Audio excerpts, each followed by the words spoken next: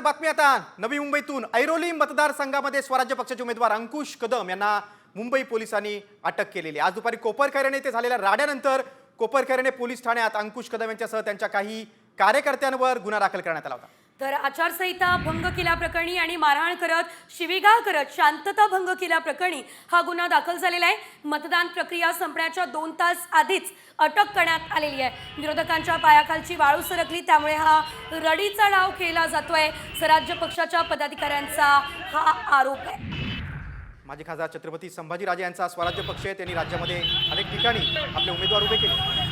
अंकुश कदम यांच्या यावेळेस प्रचारासाठी स्वतः शहाजीराजे देखील आलेले होते, हे देखील आपण बघू शकतोय आणि त्यांनाच आता अटक करण्यात आलेली। अंकुश कदम नवी मुंबई पोलिसांकडून त्यांना अटक केलेली आहे, ती सध्या नवी मुंबई पोलिसांच्या ताब्यात असल्याची माहिती आहे।